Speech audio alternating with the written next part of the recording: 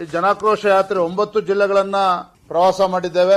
5 ದಿನಗಳ ಕಾಲ ಜರುಗಿರತಕ್ಕಂತ ಯಾತ್ರೆ 1115 ಕಿಲೋಮೀಟರ್ ಅಷ್ಟು ಕ್ರಮಿಸಿ 50,000ಕ್ಕೂ ಹೆಚ್ಚು ಕಾರ್ಯಕರ್ತರು ಜನಸಾಮಾನ್ಯರು ಇದರಲ್ಲಿ ಭಾಗವಹಿಸಿದ್ರು ಅನ್ನೋದು ವಿಶೇಷ.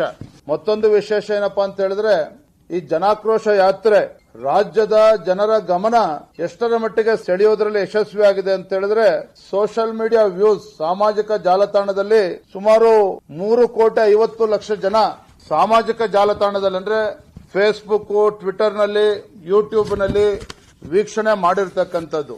ಒಟ್ಟಾರೆಯಾಗಿ ನಮ್ಮ ಜನಾಕ್ರೋಶದ ಬಗ್ಗೆ ಹೇಳೋದಾದ್ರೆ ನಮ್ಮ ಈ ಜನಾಕ್ರೋಶ ಯಾತ್ರೆ ರಾಜ್ಯದ ಆಡಳಿತ ಪಕ್ಷದ ವಿರುದ್ಧ, ಕಾಂಗ್ರೆಸ್ ಸರ್ಕಾರದ ವಿರುದ್ಧ ಜನರಲ್ಲಿ ಜಾಗೃತಿ ಮೂಡಿಸತಕ್ಕಂಥ ಕೆಲಸ ಮಾಡೋದ್ರಲ್ಲಿ ಭಾರತೀಯ ಜನತಾ ಪಾರ್ಟಿ ಬಹಳ ಯಶಸ್ವಿ ಆಗ್ತಿದೆ ಅನ್ನೋದನ್ನ ಬಹಳ ಸಂತೋಷವಾಗಿ ನಾನು ಈ ಸಂದರ್ಭದಲ್ಲಿ ಹೇಳೋದಕ್ಕೆ ಇಚ್ಛೆ ಪಡ್ತೇನೆ.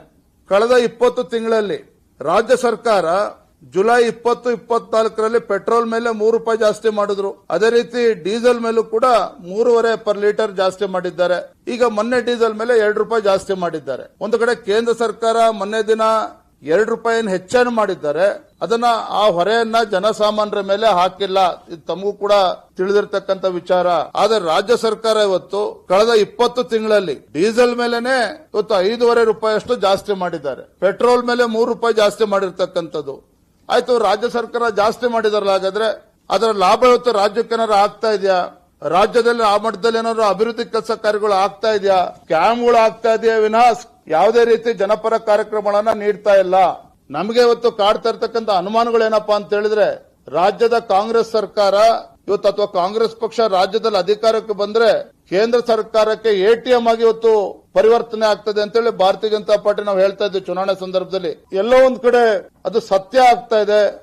ಯಾಕಂದ್ರೆ ಇಷ್ಟೆಲ್ಲ ಟ್ಯಾಕ್ಸ್ ಕಲೆಕ್ಟ್ ಮಾಡಿದ್ರು ಸಹ, ಇಷ್ಟೆಲ್ಲ ಹೆಚ್ಚು ಹಣ ಕ್ರೋಢೀಕರಣ ಆದ್ರೂ ಸಹ ಇವತ್ತು ರಾಜ್ಯದಲ್ಲಿ ಅಭಿವೃದ್ಧಿ ಕಾಣೋದಕ್ಕೆ ಸಾಧ್ಯ ಆಗ್ತಾ ಇಲ್ಲ ಅಂತ ಹೇಳಿದ್ರೆ ಈ ಹಣ ಎಲ್ಲಿ ಹೋಗ್ತಾ ಇದೆ? ಹಾಗಾದ್ರೆ ಹಣಕಾಸಿನ ಪರಿಸ್ಥಿತಿ ನಿರ್ವಹಣೆಯಲ್ಲಿ ಮುಖ್ಯಮಂತ್ರಿಗಳು ಸಂಪೂರ್ಣ ವಿಫಲ ಆಗಿದ್ದಾರೆ ಅಂತಕ್ಕಂಥದ್ದು ಸ್ಪಷ್ಟವಾಗಿ ನಮಗೆಲ್ಲರೂ ಕೂಡ ಇದು ಗೋಚರ ಆಗ್ತಾ ಇದೆ.